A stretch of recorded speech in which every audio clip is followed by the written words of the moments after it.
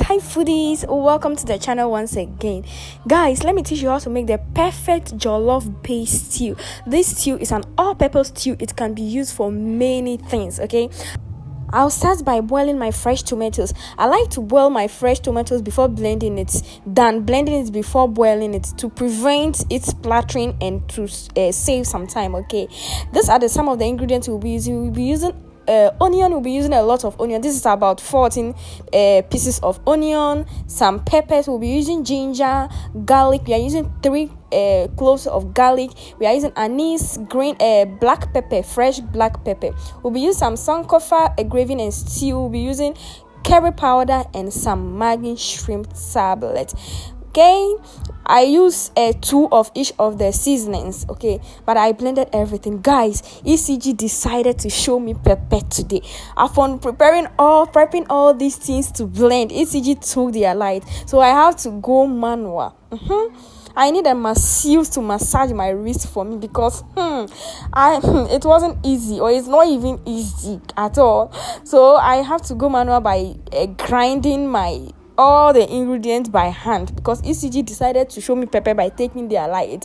So I'll start by making the stew. I'll add some oil into my pot. I'll allow it to heat up, and I'll be using this is the amount of tomatoes I'll be using, the big olonka of tomatoes. Okay, so I fried some meat in the stew.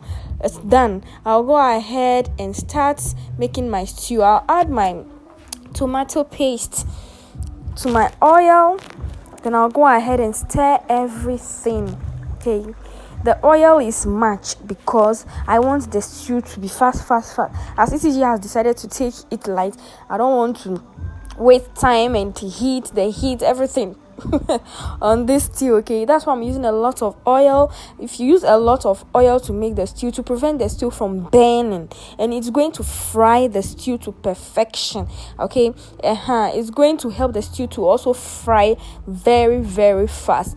After everything in your stew is done, you can scoop the excess oil from the stew. Okay, you can use it for many other things, other stews, gravies, and other, because it's already flavored. So we are going to be cooking our tomato paste for about 25 minutes to take all those sour tastes from it.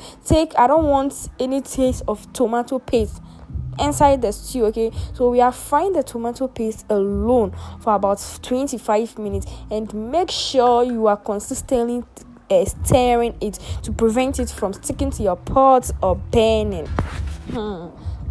So as that is doing, we have grinded our cooked tomatoes. This is the tomatoes. We'll go ahead and add it to the stew after 25 minutes. The tomatoes is already cooked. Okay, so there is no need to boil it for that long. It's not going to take such time, and it's going to prevent the stew from splattering. That is one thing I hate by making a big pot of stew, or making stew splattering everywhere.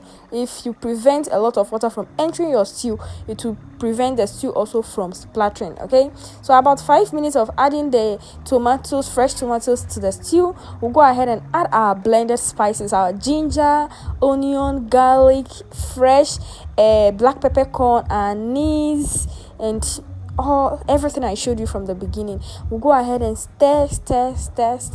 As you can see, it's not that smooth because it's not blender, it's manual. Okay, and it's a whole lot.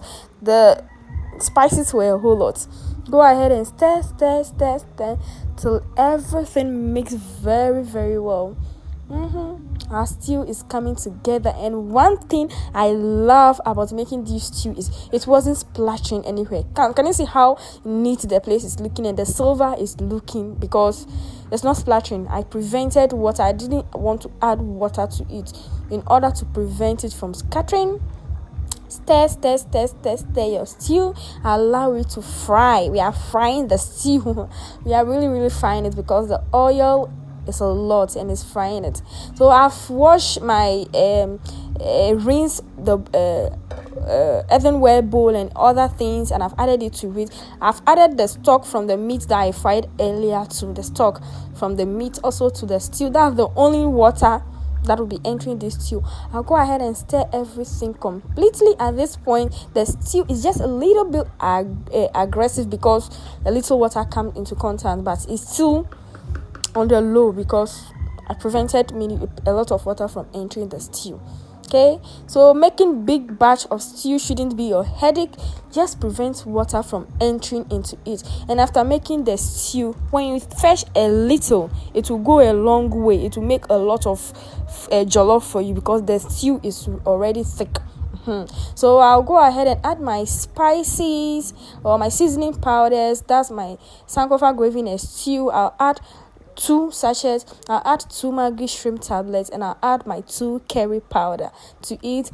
And I'll go ahead and stir everything very nice to marinate everything, to let everything get united. At this point, the stew is smelling. So I know you can smell it through your screen because I can smell it right now. Guys, thank you for always stopping by. To my OGs, gang, you are the real MVPs. And if today is your first time stopping here, a warmly welcome to you. This is Eat with Eden. We welcome you to our kitchen. Join this family by subscribing to this channel. Press the post notification bell that anytime I post a new video, you'll be notified. Okay, we make simple but delicious recipes on this channel. I go ahead and add some salt for taste. After everything, adding all the seasoning, and I tasted my stew and I realized it needed a little bit of salt, so I've added to it. Okay, make sure your salt is almost one of the last ingredients you add when making your stews, because you don't want to make this big batch of stew and it will be tasting just salty. So at this point, the stew is almost done. So I just remove the excess oil.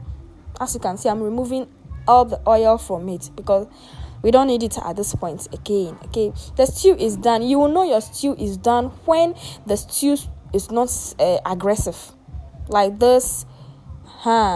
It's not aggressive at all. That is when you know that your stew is done. This stew has been on fire for about an hour and 20 minutes. And if you're an OG, you know we are not done when fresh pepper and onion did not go into the stew. We are not done, okay? Because I am not a pepper type. So anytime I make food, people complain that it's nice, but the pepper is on it. So I put the pepper inside so that others that like pepper can have the feel of the pepper. Okay, they can break it inside. I've added my herrings. I almost forgot that I have to add herrings. So my herrings, I just break it into small pieces. You can add powdered one, but this is whole herring, and I just break it to tiny pieces, and I've added it to it. It takes the stew to a different level, 150%. Okay, then I'll add my sliced onion to it. Adding onion to stew at this point gives it another flavor, and it takes my taste buds to another level.